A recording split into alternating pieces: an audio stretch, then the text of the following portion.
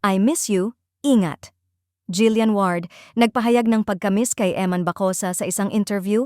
Fans naniniwalang bunga ito ng pagiging busy ni Eman sa kanyang career. Muling pinag-usapan ng mga netizens at fans ang pangalan nina Jillian Ward at Eman Bacosa. Matapos lumabas ang isang pahayag ni Jillian sa isang interview na agad nagpainit sa social media. Sa simpleng ngunit makahulugang salitang, I miss you, ingat. Marami ang nakaramdam ng lalim ng emosyon at hindi napigilang magtanong, kanino nga ba talaga patungkol ang mensaheng ito? Para sa mga masusugid na taga-subaybay, malinaw ang sagot.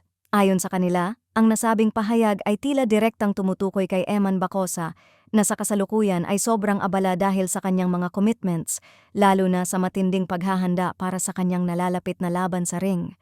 Dahil dito, mas bihira umano ang kanilang interaction sa publiko, bagay na agad napansin ng fans. Busy lang talaga si Eman ngayon, focus sa training, komento ng isang netizen. Dagdag pa ng iba, normal lang daw na makaramdam ng pangungulila si Jillian, lalo na kung sanay ang fans na makita ang presensya ni Eman kahit tahimik sa paligid niya. Para sa marami, ang I miss you ingat ay hindi basta-bastang salita, kundi mensaheng puno ng malasakit at suporta.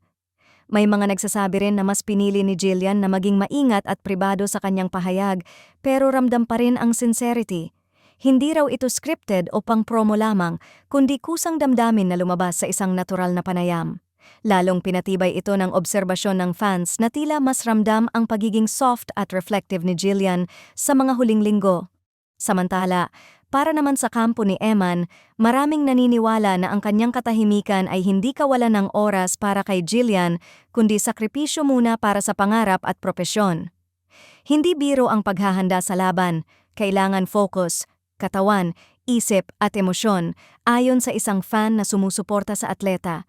Habang patuloy ang pananahimik ng dalawa, mas lalong nagiging alerto ang fans sa bawat galaw, salita at pahiwatig.